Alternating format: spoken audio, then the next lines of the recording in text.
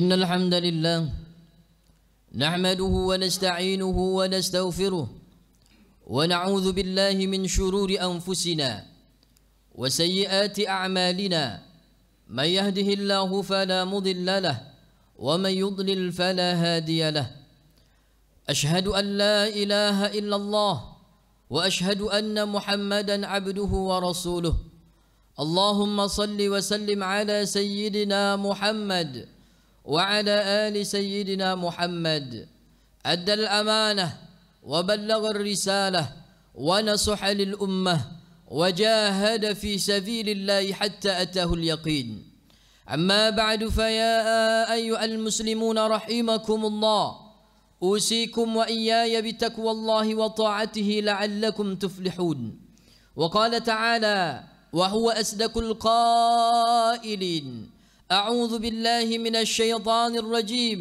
بسم الله الرحمن الرحيم يا أيها الذين آمنوا اتقوا الله حق تقاته ولا تموتن إلا وأنتم مسلمون صدق الله العظيم. معاشر الحاضرين, jamaah Jumat dimuliakan oleh Allah Subhanahu wa taala. Mari sama-sama kita meningkatkan ketakwaan kita kepada Allah Subhanahu wa taala. Takwa dalam arti yang sebenar-benar takwa, dengan menjalankan segala macam bentuk perintah Allah dan menjauhi segala macam bentuk larangannya. Kemudian salawat dan salam mari sama-sama kita limpahkan kepada junjungan kita, pemimpin kita Nabi besar Muhammad sallallahu alaihi wa alihi wasallam, juga kepada keluarga, sahabat serta pengikutnya hingga akhir zaman. Amin ya rabbal alamin. Ma'asyiral hadirin, jamaah Jumat dimuliakan oleh Allah Subhanahu wa taala. Salah satu nikmat yang besar yang Allah Subhanahu wa taala berikan kepada kita adalah Allah Subhanahu wa taala masih memperkenankan kita untuk dapat berjumpa di hari yang mulia ini. Hari ini disebut dengan hari Jumat. Dia disebut dengan Sayyidul Ayyam, pemimpin dari hari-hari yang lain.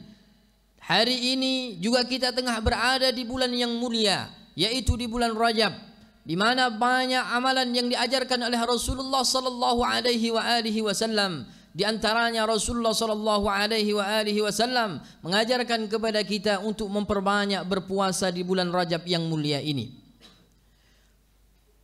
Ma'asyiral hadirin, jamaah Jumat dimuliakan oleh Allah Subhanahu wa taala. Setiap kita manusia tentunya berharap agar mendapatkan kehidupan yang bahagia ketika berada di alam dunia. Tak ada seorang pun yang ingin hidup menderita ketika dia berada di alam dunia.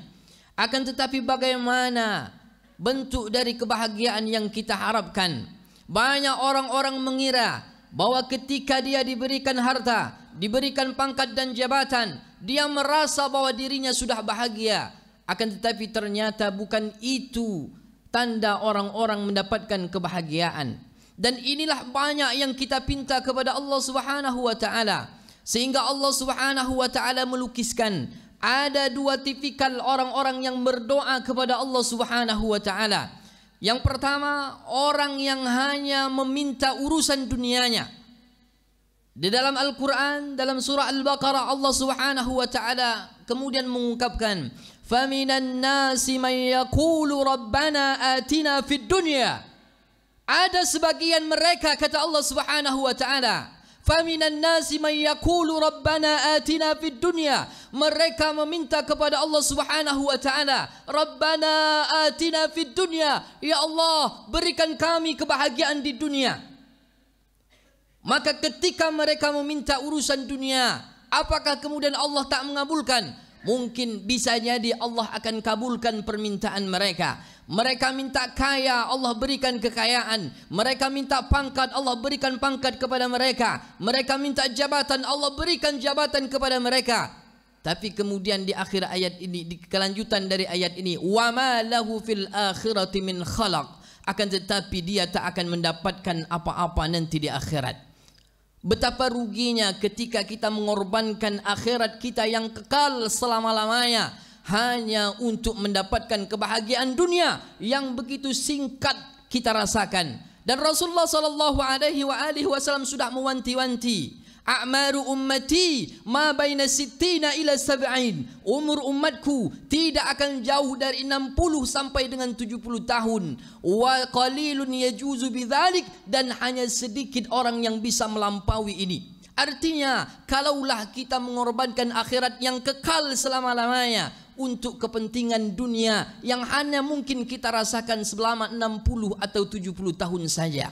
Tapi bagi orang-orang yang beriman, orang yang percaya kepada Allah Subhanahu wa taala, orang yang yakin ada akhirat setelah dunia, ada kehidupan setelah kematian, dia tak hanya meminta urusan dunia, tapi kemudian dia mengatakan di ayat berikutnya Allah Subhanahu wa taala mengungkapkan, wa minhum may yaqulu rabbana atina fid dunya hasanah wa fil akhirati hasanah wa qina adzabannar. Ada orang-orang yang beriman, sementara orang-orang yang beriman mereka berdoa meminta kepada Allah Subhanahu wa taala. Apa yang mereka minta? Rabbana atina fid dunya hasanah wa fil akhirati hasanah wa qina adzabannar. Ya Allah, berikan kami kebahagiaan di dunia, berikan kami kebahagiaan di akhirat, dan jauhkan kami dari siksa api neraka. 3 permintaan yang begitu luar biasa. Kalaulah Allah Subhanahu wa taala kabulkan 3 permintaan kita ini, tak ada kebahagiaan yang paling bahagia kecuali ketika Allah Subhanahu wa taala kabulkan ketiga permintaan kita ini. Bahagia kita di dunia, bahagia kita di akhirat, kemudian jauh kita dari siksa api neraka. Kenapa kemudian kita meminta agar bahagia di dunia, bahagia di akhirat, tapi masih kita meminta agar dijauhkan dari siksa api neraka? Karena tak setiap orang yang masuk ke dalam surga dia akan terlepas dari siksa neraka. Tak setiap orang yang masuk ke dalam surga dia akan terhindar dari siksa neraka. Ada orang yang masuk ke dalam surga, dia akan masuk langsung tanpa hisab, dia akan masuk tanpa kemudian disucikan terlebih dahulu. Tapi ada sebagian orang, dia akan masuk ke dalam surga, akan tetapi sebelumnya dia akan dicuci, dibersihkan di dalam neraka. Sebab itu kita berdoa meminta kepada Allah Subhanahu wa taala, dan ini adalah doa yang paling sering kita baca dan kita pinta. Rabbana atina fid dunya hasanah wa fil akhirati hasanatan wa qina adzabannar. Ya Allah, berikan kami kebahagiaan di dunia, berikan kami kebahagiaan di akhirat, dan jauhkan kami dari siksa api neraka. Ma'asyiral hadirin, jamaah dimuliakan oleh Allah Subhanahu wa taala. Maka apa sebenarnya kebahagiaan menurut seorang mukmin? Maka Rasulullah sallallahu alaihi wasallam telah mengajarkan dan memberitahukan kepada kita melalui hadis Rasulullah sallallahu alaihi wasallam. Beliau bersabda, ajaban li amril mu'min, sungguh perkara orang-orang yang beriman itu sangat menakjubkan. Inna amrahu kulluhu khair, segala sesuatu yang ditimpakan kepada orang-orang yang mukmin itu akan baik bagi mereka. In asabahu sarra, apabila dia diberikan oleh Allah Subhanahu wa taala kebaikan, maka syakar, maka dia akan bersyukur kepada Allah Subhanahu wa taala. Wa in asabahu darra, dan apabila dia diberikan oleh Allah Subhanahu wa taala ujian, keburukan, sabar, maka dia akan bersabar atas segala ujian yang diberikan oleh Allah Subhanahu wa taala. Maka kunci agar kita bahagia dalam kehidupan di dunia ini adalah ketika Allah berikan kita nikmat, syukuri apa yang telah diberikan oleh Allah Subhanahu wa taala. Dan ketika Allah berikan ujian, musibah, bencana kepada kita, maka bersabar, karena semua perkara orang-orang yang beriman itu baik, kata Rasulullah sallallahu alaihi wasallam. Ma'asyiral hadirin, jamaah Jumat dimuliakan oleh Allah Subhanahu wa taala. Banyak orang-orang yang menganggap bahwa bahagia itu hanya dari segi kemewahan, hanya dari segi materi, sehingga Allah Subhanahu wa taala ungkapkan, fa ammal insanu idza mabtalahu rabbuhu fa akramahu wa na'amah fa yaqulu rabbi akraman. Ada manusia yang ketika dia diberikan oleh Allah Subhanahu wa taala nikmat, idza mabtalahu rabbuhu fa akramah, kemudian Allah memuliakan, wa na'amah, kemudian Allah memberikan dia nikmat, fa yaqulu rabbi akraman, maka dia mengatakan Allah tengah sayang kepadaku. Akan tetapi ada satu golongan lagi kata Allah Subhanahu wa taala, wa amma idza mabtalah faqadara alaihi rizqahu fayaqulu rabbi ahanan. Ada orang yang ketika Allah cabut kelapangan dari mereka, Allah ambil sebagian rezeki dari mereka, Allah ambil kekayaan, pangkat dan jabatan dari mereka, maka apa yang mereka katakan? Mereka mengatakan fayaqulu rabbi ahanan. Allah tengah melupakan aku, Allah tengah membenci aku, Allah tengah meninggalkan aku. Padahal bukti cinta dan sayangnya Allah Subhanahu wa taala tak bisa diukur hanya dengan harta, pangkat dan jabatan. Kalaulah ketika orang diberikan kekayaan, ketika orang diberikan pangkat dan jabatan serta harta yang banyak, ini merupakan salah satu tanda Allah cinta kepadanya, maka tentu Qarun, Fir'aun adalah orang yang paling dicintai oleh Allah Subhanahu wa taala. Karena tak ada yang mengalahkan kekayaan Qarun, tak ada yang mengalahkan tingginya pangkat kekuasaan daripada Fir'aun. Tapi Allah murka kepada Qarun, Allah hancurkan Fir'aun. Padahal Allah berikan dia gelimang harta yang banyak. Maknanya apa? Bukan bentuk tanda sayang Allah Subhanahu wa taala itu hanya dalam sebatas materi. Mungkin kita tak diberikan oleh Allah Subhanahu wa taala kebahagiaan dalam bentuk materi, tapi syukuri apa yang sudah diberikan oleh Allah Subhanahu wa taala. Mungkin Allah akan ganti dengan anak-anak yang saleh dan saleha. Mungkin Allah akan ganti dengan keluarga yang bahagia, sakinah, mawaddah warahmah. Mungkin Allah akan ganti dengan tetangga yang begitu luar biasa baik kepada kita. Dan itu semua nikmat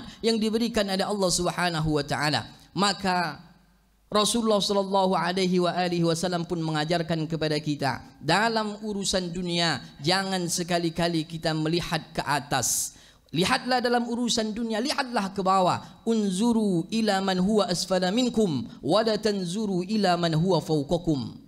Lihatlah orang yang berada di bawah kalian dalam urusan dunia, dan jangan lihat orang yang berada di atas kalian. Fa huwa ajdaru alla tazdaru ni'matallahi alaikum. Ini akan lebih memudahkan engkau dalam bersyukur dan tidak kufur atas nikmat yang diberikan oleh Allah Subhanahu wa taala. Kalaulah kita terus memandang ke atas, banyak orang yang mungkin lebih kaya, lebih banyak nikmatnya dibandingkan kita, bagaimanalah kita akan bersyukur kepada Allah Subhanahu wa taala?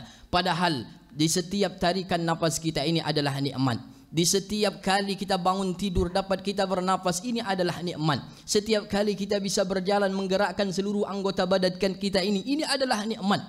Tak ada nikmat yang tak diberikan oleh Allah Subhanahu wa taala. Semua yang ada di dalam diri kita ini adalah nikmat dari Allah Subhanahu wa taala. Tapi banyak kita tak memperhatikan nikmat yang dekat. Selalu kita menganggap bahwa nikmat itu banyak atau datang kepada orang lain. Maka Rasul ingatkan kepada kita, unzuru ila man huwa asfala minkum wa la tanzuru ila man huwa fawqakum. Dalam urusan dunia lihatlah orang-orang yang berada di bawah kalian. Kalaulah saat ini kita mungkin belum diberikan oleh Allah Subhanahu wa taala harta, maka lihat masih banyak orang-orang yang mungkin hari ini mereka masih memikirkan urusan makan mereka. Tak bisa memiliki tempat tinggal, tak bisa bersekolah dan lain sebagainya. Mungkin saat ini kita kekurangan dalam hal-hal yang mungkin ini menjadi konsumtif kita. Akan tetapi banyak orang-orang yang dalam keseharian mereka, yang mereka pikirkan bukan perkara mereka akan memakai baju yang baru, bukan perkara mereka akan memakai handphone yang baru, tapi yang ada di dalam pikiran mereka adalah bagaimana mereka bisa bertahan hidup sampai hari ini. Sebab itu kalaulah kita ingin bersyukur kepada Allah Subhanahu wa taala, begitu banyak cara kita untuk bersyukur kepada Allah Subhanahu wa taala. Dan hati-hati kalaulah kita tak bersyukur atas nikmat yang diberikan oleh Allah Subhanahu wa taala ini. Dalam hadis qudsi Allah Subhanahu wa taala mengingatkan kepada kita, man lam yashkur 'ala an-na'ma'i wa lam yasbir 'ala bala'i falyakhruj min tahti as-sama'i wal ya'bud rabban siwaya. Barang siapa yang tak bersyukur atas nikmat yang aku berikan, kata Allah Subhanahu wa taala, walam yasbir 'ala bala'i, dan tak mau dia bersabar atas ujian musibah yang aku timpakan kepada mereka, falyakhruj min tahti samai, keluar dari kolong langit Allah Subhanahu wa taala, keluar dari bumi Allah, falya'bud rabban siwaya, cari Tuhan selain Allah Subhanahu wa taala. Ma'asyiral hadirin, jamaah Jumat dimuliakan oleh Allah Subhanahu wa taala. Oleh karena itu sebenarnya kunci bahagia adalah mudah dan dia dekat dengan kita. Selalu bersyukur ketika Allah berikan nikmat, selalu bersabar ketika Allah berikan ujian,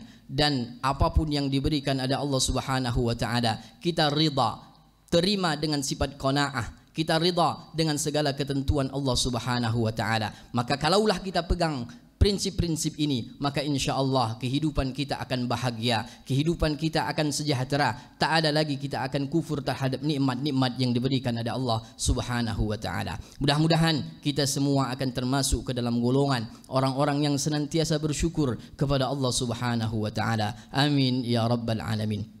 بارك الله لي ولكم بالقرآن العظيم ونفعني وإياكم بما فيه من الآيات والذكر الحكيم وتقبل مني ومنكم تلاوته إنه هو السميع العليم.